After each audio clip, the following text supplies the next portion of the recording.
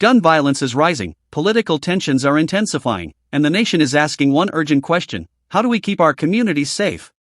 Tonight, on Global Insight News, we take you inside the growing debate over Chicago's surge in crime, the federal government's role, and what this battle means for cities across America. Over the recent holiday weekend, Chicago experienced another wave of violence. Reports confirm that at least 50 people were shot, and 8 tragically lost their lives. Since then, 9 more shootings have been reported, pushing the city further into the spotlight and fueling a nationwide conversation about public safety, leadership, and accountability. Chicago's Mayor Brandon Johnson addressed the situation directly, saying the city does not simply face a crime problem but a gun problem, pointing to firearms entering Illinois from neighboring states with less restrictive laws. Illinois Governor J.B. Pritzker echoed that sentiment, emphasizing that Chicago's challenges are tied to the easy flow of illegal weapons across state borders. However, Governor Pritzker also made it clear that he strongly opposes federal intervention. President Donald Trump has said he feels obligated to send National Guard troops to Chicago if violence continues to escalate. But Pritzker insists that Chicago does not want troops on its streets, arguing that deploying federal forces would create more division and distrust while failing to address the root causes of the crisis. Despite these political disagreements, Chicago residents remain deeply concerned and divided on the issue. Some believe federal assistance could help stabilize the situation, seeing the National Guard as a temporary measure to restore order. Others argue that the focus should remain on empowering the city's existing police force, investing in community-based solutions, and tackling the underlying factors driving crime rather than relying on short-term fixes. Tensions increased further after reports emerged that Department of Homeland Security personnel had been spotted in downtown Chicago, staging nearby and conducting immigration enforcement operations. At the same time, Governor Pritzker stated that Texas National Guard troops were already active in Illinois, a claim that Texas officials quickly denied. The conflicting statements have added confusion to an already heated debate about coordination between state and federal authorities. Beyond Chicago, other cities are grappling with similar challenges, sparking a broader national conversation about leadership, public safety, and accountability. House Majority Whip Tom Emmer weighed in, criticizing Governor Pritzker's approach and drawing comparisons to Minnesota, where Minneapolis has faced its own struggles with violent crime.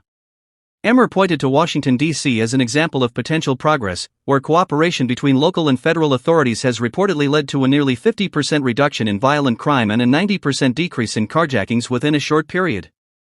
He argued that similar collaboration could benefit other cities but emphasized that local officials must take greater responsibility for ensuring the safety of their residents. At the heart of this debate lies a larger national question: who should take the lead when cities face rising violence?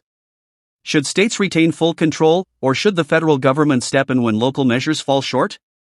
And perhaps most importantly, how do we address the deeper, systemic causes of crime rather than simply reacting to its symptoms? President Trump has repeatedly stated that his administration is willing to work across party lines to improve public safety. According to his statements, he is open to partnering with Democratic leaders like Pritzker in Illinois and Governor Tim Walz in Minnesota, saying his priority is protecting communities rather than advancing political agendas. For residents living in the midst of these crises, the political battles often feel distant from everyday realities. Many Chicagoans describe the situation as out of hand, expressing frustration over what they call senseless killings and the lack of effective solutions. Community leaders and advocacy groups are calling for a balanced approach that combines stronger law enforcement with broader social investments. Proposed measures include improving police training and accountability, enhancing coordination between local and federal agencies, investing in education and job opportunities, expanding mental health services, and enacting stronger policies to prevent illegal gun trafficking across state lines. Advocates argue that without addressing these root causes, deploying federal troops or increasing patrols will only provide temporary relief rather than long-term safety. Meanwhile, the public discourse remains polarized. Supporters of federal involvement argue that immediate action is necessary to protect lives and restore order, pointing to examples where federal-local partnerships have succeeded. Opponents counter that deploying troops risks escalating tensions and undermining local control, warning that effective change must come from community-driven reforms and smarter state-level policies. The debate over Chicago's crime crisis ultimately reflects a broader national challenge, finding common ground in the pursuit of safety and stability. While political leaders exchange blame, residents are demanding practical solutions. For many, this isn't about ideology, it's about the right to feel secure in their homes, their neighborhoods, and their daily lives. As America navigates these complex questions, one thing is certain: the stakes are high, and the choices made now will shape the future of public safety for years to come. Whether through increased cooperation, policy reforms, or targeted social investments, leaders at every level will need to confront the urgent need for change. And that brings us to you. What do you think is the best path forward? Should the federal government step in when local crime spirals out of control, or should states and cities find their own solutions without outside involvement? We want to hear your thoughts in the comments below. If you found this report helpful, don't forget to like this video, subscribe to Global Insight News, and hit the notification bell so you never miss our latest updates.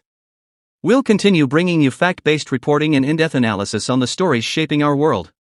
This is Global Insight News, bringing clarity to complex issues.